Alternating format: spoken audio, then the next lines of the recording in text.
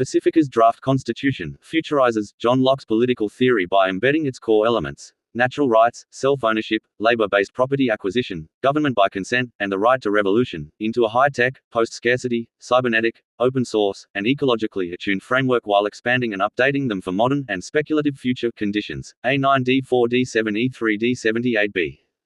Core Lockean alignments and updates.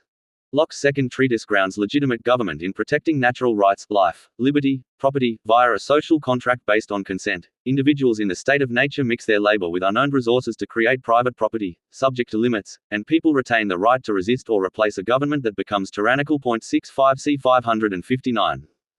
Natural rights and self-ownership. Pacifica repeatedly affirms unalienable natural rights to life and health, liberty, freedom and autonomy, independence, self-security and self-defense, privacy, property, and the pursuit of happiness. It emphasizes self-ownership. Each one of us is endowed by the universe with free will and autonomy, the non-aggression principle, and that government exists solely to secure these rights, not to create new obligations or usurp them. This is classic Locke, radicalized with stronger individual sovereignty language, sovereign persons, and explicit rejection of subjugation. Social contract and consent. The Constitution is framed as a renewable or revocable social contract, derived from the people's authority. Government powers are strictly limited, explicit, and fiduciary. It stresses ongoing consent, popular sovereignty, initiatives, referenda, recall mechanisms, and the right to alter, reform, abolish government. This updates Locke's ideas with direct democracy tools, cybernetic feedback loops, and periodic re-ratification every 24 years. Right to revolution, resistance, explicit and robust. Violations of the contract void authority. Individuals may resist unjust laws, orders with force if needed. Tyranny triggers the right to rebellion. Government agents have no immunity. Labor, property, and limits on accumulation. Property arises from mixing labor with resources. Pacifica protects private property but ties it to broader moral, economic constraints. The Lockean proviso specifically. Locke's famous proviso, from section 27 of the second treatise: one may appropriate from the commons by labor, at least where there is enough, and as good left in common for others.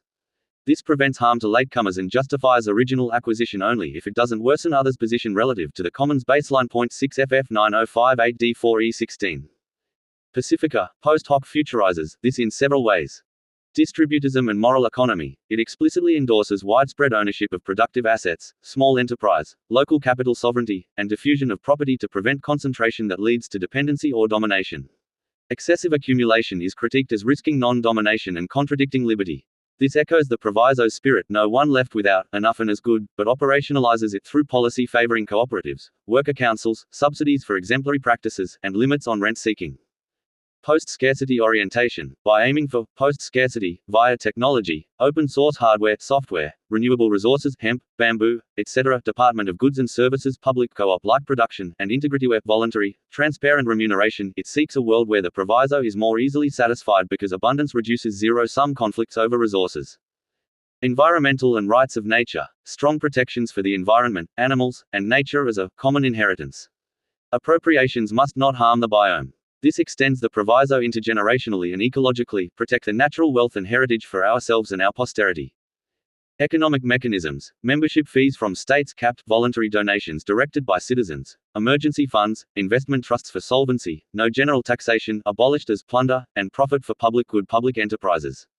These aim to ensure baseline needs Maslowian without coercive redistribution that violates self-ownership, while preventing oligarchic capture. Technological and governance updates. Cybernetic governance, algorithmic regulation, auditable, forkable, compliant with non-aggression, open source everything, and decision mapping, skill tree-like, to make resource allocation transparent and participatory. This futurizes Locke's labor theory into an information age context with data as commons, self-sovereign identity, etc. In short, Pacifica takes Locke's proviso out of its agrarian, state-of-nature context and applies it to a high-tech, bio-regional, sovereign individualist society pursuing abundance and equity through voluntary, moral means rather than central planning. Risks are modernizing Renaissance, Enlightenment-era theories. Updating Locke, and broader Enlightenment ideas like reason, rights, limited government, secularism, and progress, with 21st–22nd century tech, ecology, and direct democracy creates hybrid strengths but significant risks. E0D 752. Over-reliance on rationalism and perfect systems. Enlightenment faith in reason and evidence-based policy is amplified with cybernetic governance, algorithms, and unbroken chain of logic. Risks include technocratic overconfidence, unforeseen emergent behaviors in complex systems, or algorithms encoding biases, values of their creators despite audits. Historical Enlightenment projects sometimes led to rigid utopianism or unintended authoritarianism when reason justified top-down redesign. Tensions between individualism and collective provisions, strong lock-in self-ownership plus non-aggression clashes with ambitious positive goals post-scarcity Maslow fulfillment, universal benefits, environmental mandates, Department of Goods and Services. This could create enforcement creep, fiscal instability, no general taxes, or disputes over what counts as aggression versus necessary coordination. Distributist moral economy limits risk becoming de facto restrictions on voluntary exchange. Techno-optimism and fragility, heavy bet on renewables, open source, nuclear, with caveats, post-scarcity tech, and decentralized mesh networks assumes technological maturity and benign implementation. Real-world risks, supply chain failures, cyber vulnerabilities, energy shortfalls, or smart city controls slipping into surveillance despite prohibitions. Integrityware and voluntary payments sound ideal but could underfund public goods. Democratic and populist excess, expanded direct democracy initiatives, referenda, line veto, conventions, plus populism, meritocracy, hybrid risks tyranny of the majority, short-termism, or ochlocracy, mob rule, which Enlightenment thinkers often feared and countered with representation and checks. Frequent re-ratification and easy amendment paths could destabilize the system. Secularism plus inclusivity versus cultural practical conflicts, strong secularism, pluralism, and anti-discrimination rules are Enlightenment-derived but paired with hyper-individual sovereignty. Risks cultural fragmentation, inability to resolve deep value conflicts, or backlash if natural rights interpretations clash with traditional communities.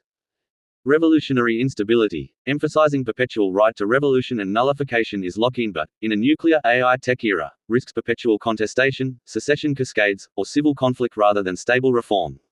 The Constitution's length and detail invite interpretive disputes. Implementation gaps. Many provisions, e.g., ternary computing mandates, specific national symbols, foods, integrityware, are highly prescriptive or speculative. Modernizing risks an overly rigid or utopian document that fails in practice, breeding cynicism or selective enforcement. Overall, Pacifica revitalizes Locke for an era of abundance, information, and ecology, making the proviso more feasible through tech-enabled commons and widespread ownership, while addressing Enlightenment shortcomings, e.g., slavery tolerances, environmental blindness. However, it inherits classic risks of rationalist constitutionalism, hubris in design, complexity leading to unintended consequences, and the challenge of sustaining consent amid diversity and power. In practice, success would depend on cultural norms of restraint, technological delivery, and adaptive governance far more than textual perfection.